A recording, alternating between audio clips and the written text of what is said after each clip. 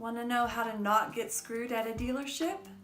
This former dealership employee is going to tell all coming up.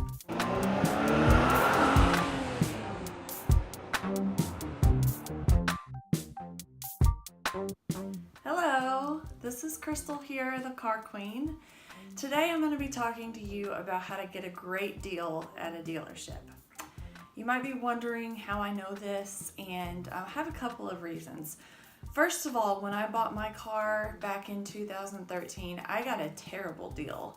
I did every single thing that you're not supposed to do when buying a car from a dealership. So I'm going to tell you what not to do, first of all. Second of all, I spent the last 3.5 years or so working at a car dealership, and I actually saw every car deal that went through. And I figured the profit and loss on every one. I got to see people that got great deals, and I got to see people that got terrible deals. So I can share with you how to get those really great deals from the dealership. So car buying is an interesting experience. Would you go into a store just to look and end up coming home with upwards of $30,000 in debt? Absolutely not. Would you come home with something that you're not super excited about and be stuck with it? Of course not.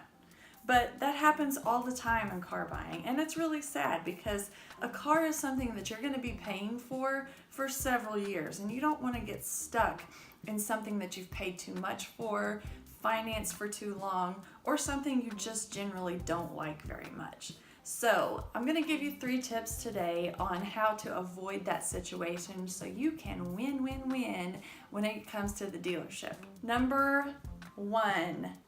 Salespeople are there to help you, generally. So this pretty much goes against everything that you've heard about car salesmen, but they really are there to get you the best deal possible.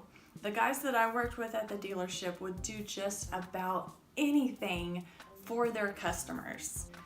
You have to understand that salesmen are in a really difficult position. Number 1, they want to make their customer happy. Number 2, they want to make their boss happy. Their job depends on selling vehicles, so yeah, they're going to try to sell you a vehicle. But at the same time, they want to have a customer that's going to come back in the future. A happy customer is worth their weight in gold at a dealership. Salesmen want to make the customer happy. Repeat business is a huge part of a car dealership, whether that means referring friends or family back to that place to buy a vehicle or bringing the vehicle back to be serviced at the dealership. They want you to be happy so that you come back in and spend more money, okay? But at the same time, they've got pressure from the manager and the owner wanting to sell certain vehicles, sell a certain number of vehicles, reach a certain profit point on each deal. So they have to try to make both parties happy, but in the end, the customer is going to win. Like I said, your happiness is number 1 in a dealership. Something that you can do to improve that relationship with your salesman is just treat them respectfully. Acknowledge that difficult situation that they're in and just be nice to them. If you were working in a store and someone came in and was just a straight up a-hole to you, would you want to help them pick out a product? Or would you care if they spent too much money? No, I wouldn't. I would be much more willing to help somebody that is nice and treats me like a human being. So keep that in mind when you go in to look for a car. Number 2, you're better off buying new. So only dealerships are allowed and licensed to sell new vehicles. Anybody can go in and get a used car dealership and sell used cars, but to get that new car license and to be able to sell certain manufacturers, there's a lot of paperwork you have to go through. Your employees have to be trained properly. There's so much more going on behind the scenes than you realize just to be able to sell new vehicles and make the manufacturer happy. So one of the best things about buying a new vehicle is being able to take advantage of incentives. Incentives are like cash back or cash off the purchase price of the vehicle, Or it may be like special financing deals, like 0% for a certain number of months or 2.5%. It just depends on the manufacturer, what they're going to offer. But those are only available on new vehicles. You can't generally take advantage of cash back on used vehicles. Occasionally they will offer financing incentives, but most of the time you're going to get the best incentives on a new vehicle. The other thing about new vehicles is the packs. I don't know if you've ever heard this term before, but a pack is an amount of money that's added to each vehicle as they come into the dealership, whether they're new or used. Before they're ever put on the lot, before the price is ever set, a certain dollar amount is going to be added to that price. The amount of the pack depends on the dealership, but new packs are always less than used car packs. For example, the dealership that I worked at, the new car pack was right under $400 and the used car pack was right under $1,200. So automatically buying a new car means that less of your money is going to be going towards that pack. And they use the packs to pay for different things related to new and used vehicle sales. So just keep that in mind. Less of your money is going to be going toward dealership fees and stuff if you're buying new. Lastly, the profit margin is a lot smaller on new vehicles. When a new vehicle comes out, you can go to the manufacturer's website and you can see the MSRP, what that vehicle starts with, and what every option is going to add to the price. On a used vehicle, there's a lot more wiggle room. And it really depends on the condition when it's traded in to the dealership, how much work that the service department has had to put in and that sort of thing. So dealers can up the prices on those used vehicles and make more money off of them than they can with a new vehicle. So again, less of your money is going to be going toward the dealership profits if you're buying a new vehicle.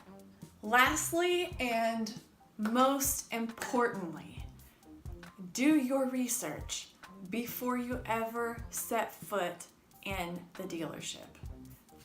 Guys, this is so important, okay? I cannot stress to you enough. Once you get in there, they've got you hooked, okay? Know what you want beforehand. If you can't look online and pick out the exact vehicle that you're interested in before going, at least have a list of absolute must-haves that you can give that salesman as soon as you walk in and let them know what your expectations are, okay? Don't waste your time going to look.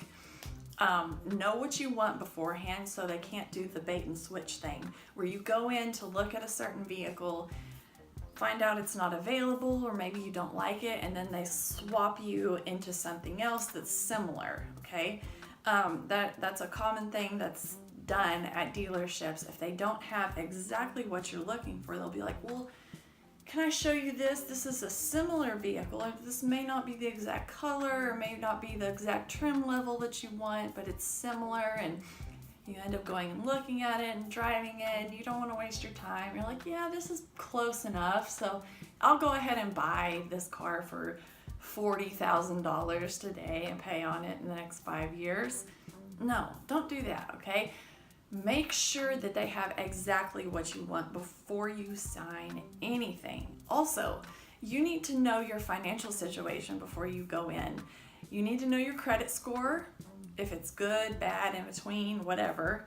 You need to know how much money you want to spend, total, not monthly payment.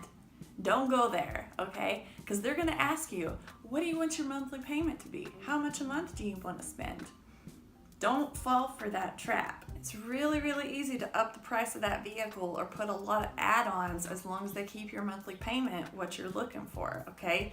So always look at the top end, what the total amount that you want to pay is. And a little negotiation tip, I know it's really basic, but if your limit is $25,000, like you don't want to spend more than $25,000 on a vehicle, go in and tell them $20,000 is your limit, knowing that they're going to try to push you for an extra 1,000 or two, okay? Just having that cushion in there is going to make you feel a lot better when it comes to negotiations. So always go over when you tell them something so you have some room to negotiate. Same thing on financing, interest rate, the length of the term. You know, if you don't want to be paying for more than 5 years, tell them 4 years, and you'll probably get stretched out to 5 years, honestly. Also, you need to know when to buy a vehicle. There are certain times of the year that are better to buy than others.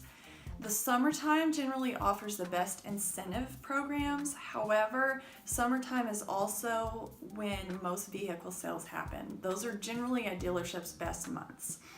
February is generally the absolute worst month for a dealership. Their numbers are the lowest.